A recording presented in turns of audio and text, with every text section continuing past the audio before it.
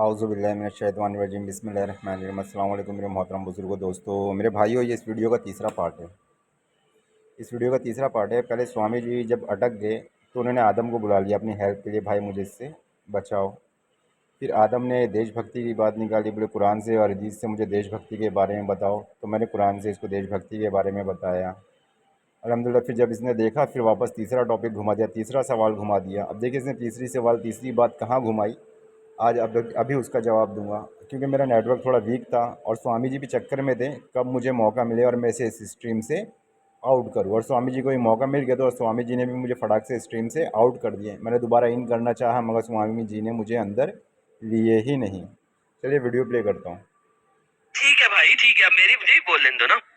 अब हम दिखाते हैं आपको पैगंबर है और मुसलमान ईमान अरे रखते हैं, यार उन्होंने दूसरे वतन में रहते सिखाया। अस्तगफिरुल्लाह। अच्छा, ये जो भाई अभी बात कर रहे थे, ये हजरत यूसुफ की कर रहे थे, जो कि मोहम्मद साहब से कोई 1000 साल पहले की गेम है। ठीक हो गया। हजरत मोहम्मद ने क्या कहा है? हजरत मोहम्मद ने क्या कहा है? स्वामी जी हिंदी पढ़िए। अब देखिए देशभक्ति से घूम गए ना मेरे भाइयों। ये जिस तरह मैंने कुरान में इसको दिखा दिया देशभक्ति के बारे में, यूसुफ़ अलैहिस्सलाम किस तरह मिस्र में बादशाह के हाथ के नीचे उनके कानून के मुताबिक काम कर रहे थे और उनके कानून का फ़ॉलो कर रहे थे, मिस्र के संविधान को फ़ॉलो कर रहे थे जो उस देश का कानून था। तो वो सब दिखाने के बाद मेरे भाइयों ने फटाक से दूसरा टॉपिक घुमा दिया। तो मैंने इस पे भी बोला, मैंने चल कोई बात नहीं, इस पे भी तुम इससे बहस कर ले, चल अब मैं इसका भी फ़ाइनल कर देता हूँ। तो मैं स्वामी जी को, नेटवर्क वीक हुआ, स्वामी जी को भी मौका मिला, मुझे फटाक से बाहर आउट कर दिए। तो खैर अभी जवाब देता हूँ, थोड़ी सी स्ट्रीम प्ले करते हैं, देखते हैं क्या बात कर रहे हैं। और मुझे आउट कर दिया। फिर मैं उर्दू पढ़ देखते हैं, हिंदी कितनी कुछ अच्छी लिखी हुई है इन्होंने जी। हे ईमान वालों, अपने आसपास के काफिरों से युद्ध करो और चाहिए कि वो तुम्हें कुटिलता पाए। मैंने अभी यहाँ पे नीचे बोला, मेरा चलो कोई बात नहीं, अभी इस पे भी बात कर लेते हैं, सारी पोल खोल देते हैं। विश्वास रखो कि अल्लाह आज्ञाकारियों के साथ है। अच्छा, यहाँ पे जो लफ्ज, यार सब्र करो भाई, लफ्ज युद्ध है ना, युद्ध नहीं है जी। युद्ध लफ्ज को अरबी में कहते हैं हर्ब। हर्ब होता है युद्ध, जो कि मैदानी जंग में होता है। यूजुअली हर्ब होता है। यहाँ पे कातिलू, हाँ यहाँ पे कातिलू का मतलब होता है लड़ाई करना। लड़ाई आपकी गली मोहल्ले में भी होती है। लड़ाई जरूरी नहीं है कि मैदान जंग में हो। ठीक है, इसी वजह से इस आयत में कहा है, ए ईमान वालों, अपने नजदीक के काफरों से लड़ो। ठीक है, उनके साथ जंग करो, लड़ो। अच्छा, नजदीक के काफिर को, मैं कुर्तुबी में चला जाऊं, तिबरी में चला जाऊं, इब्ने कतीर में चला जाऊं, वो बताते हैं कि इसी वजह से मोहम्मद साहब ने और उनके साथियों ने पहले मक्का और मदीना को काफिरों से पाक किया, यानी कि उनको मार मार के भगा दिया, दफा दूर कर दिया। मेरे भाइयों, कहानी अधूरी सुनाते ये लोग।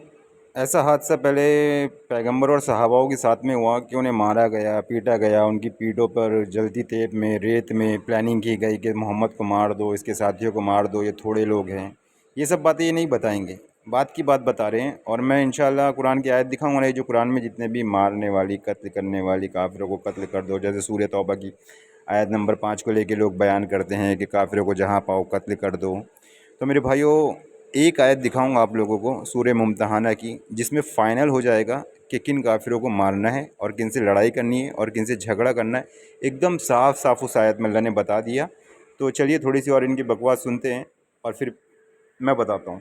फिर उसके बाद वो बाहर गए और दूसरे इलाकों के मुसलमानों के पे लड़ाई की। तो ये आयत साबित करती है कि पहले आपने अपने इलाके को, जिस इलाके में आप रहते हो, वहां से नॉन मुस्लिमों काफिरों के साथ लड़ाई करनी है, या तो उन्हें मुसलमान बनाना है या उनको कत्ल करना है। प्लीज भाई आप बताइए कौन सी तफसीर खोलूं इसके लिए आपके लिए। जनाब अली बोलिए। हाँ, मैं क्या बोल रहा हूँ स्वामी जी, आप भी सुनिए, गौर से सुनिएगा, और इंशाल्लाह जितने दर्शक देख रहे हैं सब सुनिएगा। जो आयत मैं भी आप लोगों के सामने पेश करूंगा ना, पेश किया जाए। इसके बारे में बता दें, फिर और आयत भी पेश कीजिएगा। एक आयत को तो समझा दें पहले। तो मेरे भाइयों, नेटवर्क का प्रॉब्लम हो गया, मेरा माइक रुक गया, तो और स्वामी जी को ही मौका मिल गया, फटाक से मुझे बाहर कर दिए। और मैंने दोबारा एंट्री करना चाहा कि मैं इस बात का जवाब दूं, तो मुझे मौका नहीं दिया गया, मुझे स्ट्रीम में लिया ही नहीं गया, मुझे वो आयत पेश करने का मौका नहीं मिला। तो मैं अब वो आयत आप लोगों के सामने पेश करूँगा। इनका इंटरनेट क्यों खराब हो जाता है? अनम्यूटेड खड़े हैं। चोरी का फोन रहता है ना। मेरे भाई स्वामी जी कह रहे हैं कि मेरे पास चोरी का फ़ोन रहता है, 4 रुपये का डाटा करा दो, 5 रुपये का डाटा करा दो। इससे पहले मैंने इन वीडियो में इनसे स्ट्रीम में बात करी। अधर्मी इंसान है मेरे भाइयों, ये भी है ना हिंदू समाज से निकल गया और अधर्मियों के साथ में ही मिल गया। इसको बोलता मैं धर्म को नहीं मानता हूँ, मैं संविधान को मानता हूँ।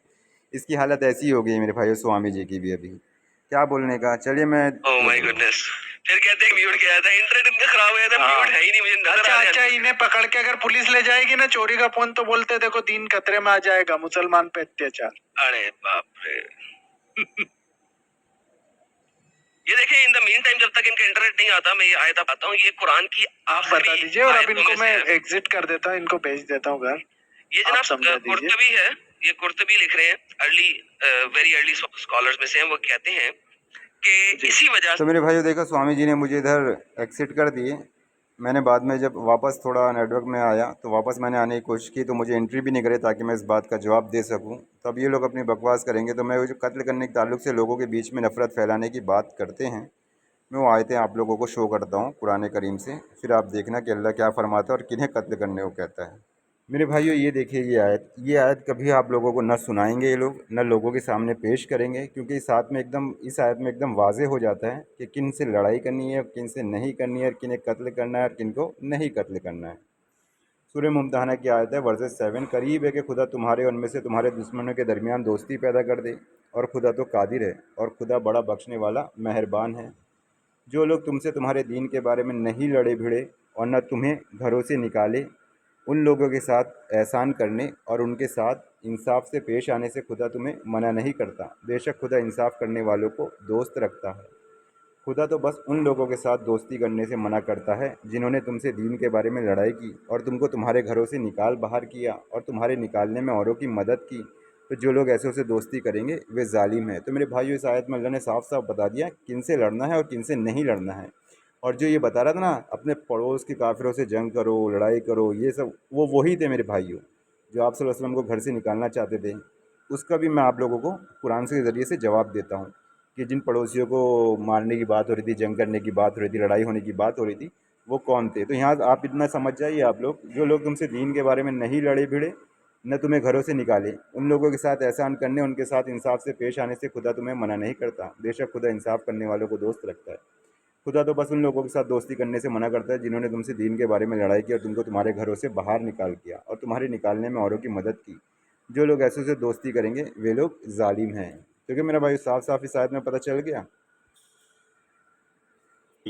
जब आप सल्लल्लाहु अलैहि वसल्लम कमज़ोर थे, थोड़े थे सहाबा लोग आप सल्लल्लाहु अलैहि वसल्लम के साथ में, तो उनके नज़दीक के काफिर, उनके अड़ोस पड़ोस के काफिर कैसी कैसी चालें चलते थे। कुरान करीम में अल्लाह ताला ने सब बताया। मेरे भाइयों ये लोग बात की बातों को पकड़ते हैं।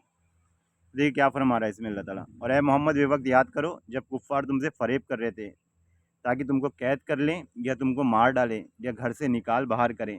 वे तो ये चालाकी कर रहे थे और खुदा भी उनके खिलाफ तदबीर कर रहा था, और खुदा तो सब तदबीर करने वालों से बेहतर है। सूरह अनफाल 31। कैसी कैसी चालें चल रहे थे मेरे भाइयों।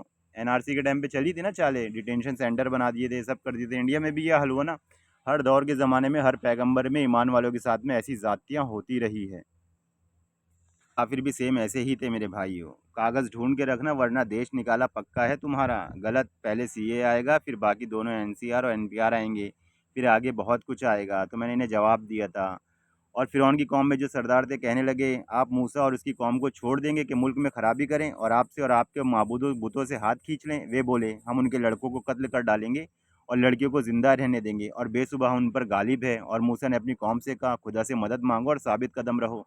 ज़मीन तो खुदा ही की है, वे अपने बंदों में से जिसको चाहता है मालिक बनाता है, और आखिर भला तो डरने वालों का है। और उस वक्त को याद करो जब तुम ज़मीन में थोड़े और कमज़ोर समझे जाते थे और डरते रहते थे कि लोग तुम्हें उड़ा न ले जाएं, यानी बेघर बार न कर दें। तो उसने तुमको जगह दी और अपनी मदद से तुमको ताकत बख्शी। और उस वक्त को याद करो जब काफ़ी लोग तुम्हारे बारे में चाल चल रहे थे कि तुमको कैद कर दें या जान से मार डालें या वतन से निकाल दें। उधर वे चाल चल रहे थे और उधर खुदा चाल चल रहा था, और खुदा सबसे बेहतर चाल चलने वाला है। बेशक खुदा सबसे बेहतर चाल चलने वाला है। मेरे भाइयों देखा इन काफिरों की हरकतें। ये पहले वाले काफिर जो पड़ोसी, उनके मोहल्ले में रहने वाले, बस्ती में रहने वाले, हमारे इंडिया में हमारे मुसलमानों के खिलाफ कितनी प्लानिंग होती है। हर दौर में ऐसा चला आया है मेरे भाइयों। और दिखाता हूँ पैगंबर के ताल्लुक से कैसे कैसे काफिर दुनिया में पड़े हैं। हिंदू धर्म में घर वापसी करो या CNRC से छुटकारा पाओ। इंसानियत के नाम पे धब्बा है मेरे भाइयों ये लोग। और जिन लोगों ने कुफ्र इख्तियार किया था अपने वक्त के पैगंबर से कहने लगे हम तो तुमको अपनी सरजमी से ज़रूर निकाल बाहर कर देंगे, यहाँ तक कि तुम फिर हमारे मज़हब की तरफ पलट आओ, तो उनके परवरदिगार ने उनकी तरफ वही भेजी कि तुम घबराओ नहीं, हम उन सरकश लोगों को ज़रूर बर्बाद करेंगे और उनकी हलाकत के बाद ज़रूर तुमको इस सरजमी में बसाएंगे। ये वादा महज उस शख्स से है जो हमारी बारगाह में अमाल की जवाबदेही में खड़े होने से डरे और हमारे अजाब से खौफ खाए। और उन पैगंबरों ने हमसे अपनी फ़तेह की दुआ मांगी, आखिर वे पूरी हुई और हर एक सरकश अदावत रखने वाला हलाक हुआ। ये तो उनकी सज़ा थी और उनके पीछे पीछे जहन्नम है और उसमें से पीप लहू भरा हुआ पानी पीने को दिया जाएगा। सूरह इब्राहिम 14।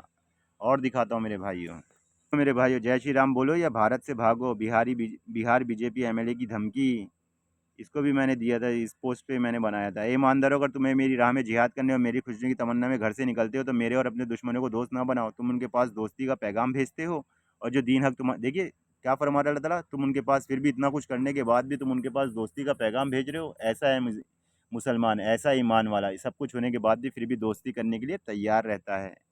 मगर अल्लाह दिलों का हाल जानता है और साफ साफ बयान कर देता है। ऐ ईमानदारों, अगर तुम्हें मेरी राह में जिहाद करने और मेरी खुशनुदी की तमन्ना में घर से निकलते हो तो मेरे और अपने दुश्मनों को दोस्त ना बनाओ। तुम उनके पास दोस्ती के पैगाम भेजते हो और जो दीन हक तुम्हारे पास आया है उससे वे लोग इनकार करते हैं। कहते हैं वे लोग रसूल को और तुमको इस बात पर घर से निकालते हैं तुम अपने परवरदिगार खुदा पर ईमान ले आए हो और तुम होगे उनके पास छुप छुप के दोस्ती का पैगाम भेजते हो। हालांकि तुम कुछ भी छुपाकर या बिल एलानिया करते हो, उनसे खूब वाकिफ़ हूँ। और तुम में से जो शख्स ऐसा करे तो सीधे राह से यानी भटक गया। ये लोग कौन काफिर थे मेरे भाइयों? जो अल्लाह के रसूल से निकालना चाहते थे उनको देश से, क्या दीन के बारे में लड़ाई करते थे, उन्हें घर से निकालना चाहते थे, वतन से निकालना चाहते थे, कत्ल करने की भी प्लानिंग करते थे। ऐसे काफिरों से अल्लाह ताला ने जंग करने को कहा, इन्हें कत्ल करो, इनसे लड़ाई करो, इनसे जंग करो। देखिए मेरे भाइयों, ये बंदा भी, योगी ने यूपी में पिछवाड़े में मुल्लों के डंडा डाल दिया, बड़ी तकलीफ हो रही है हगने में, अब तो या तो घर वापसी करो या निकलो हमारे देश से। शुएब अलैहिस्सलाम के साथ में भी यही मामला हुआ था और उनकी कौम में जो लोग सरदार और बड़े आदमी थे कहने लगे शुएब या तो हम तुमको और जो लोग तुम्हारे साथ ईमान लाए हैं उनको अपने शहर से निकाल देंगे या तुम हमारे मज़हब में वापस आ जाओ। उन्होंने कहा चाहे हम तुम्हारे दीन से बेजारी हो तो भी अगर हम इसके बाद खुदा हमें इससे निजात बख्श चुका है तुम्हारे मज़हब में लौट जाएं तो बेशक हमने खुदा पर झूठ बांधा और हमें मुनासिब नहीं कि हम उसमें लौट जाएं। हाँ, खुदा जो हमारा परवरदिगार है वे चाहे तो हम मजबूर है, हमारा परवरदिगार का इल्म हर चीज़ को अहाता किए हुए हैं। हमारा खुदा ही पर भरोसा है। ए परवरदिगार, हम में और हमारी कौम में इंसाफ के साथ फैसला कर दे और तू सबसे बेहतर फैसला करने वाला है। तो देखिए मेरे भाइयों, कैसा कैसा मुसलमान आज भी झेल रहे हैं। इंडिया के मुसलमान नहीं झेल रहे क्या? प्लानिंग होती रहती है, देश से निकाल दो, वतन से निकाल दो, निकलो हमारे देश से, घर वापसी करो। अब इससे पहले स्वामी जी यही वीडियो चला रहे थे कि घर वापसी करो, घर वापसी करो, यही ट्रेंड चला रहे थे। वो जो वीडियो की जिसका जवाब दे रहा हूँ ना मैं, उस वीडियो का थंबनेल यही था कि घर वापसी करो वाला ही थंबनेल था। तो मेरे भाइयों, इस आयत को अपने जहन में बिठा लो। सूरह मुम्तहाना, करीब है कि खुदा तुम्हारे और उनमें से तुम्हारे दुश्मनों के दरमियान दोस्ती पैदा कर दे और खुदा तो बड़ा बख्शने वाला मेहरबान है। जो लोग तुमसे तुम्हारे दीन के बारे में नहीं लड़े भिड़े और न तुम्हें घरों से निकाले, उन लोगों के साथ एहसान करने और उनके साथ इंसाफ से पेश आने से खुदा तुम्हें मना नहीं करता। बेशक खुदा इंसाफ करने वालों को दोस्त रखता है। बहुत से नॉन मुस्लिम भाई हमारे अंसारी वो क्या नाम बोलते हैं,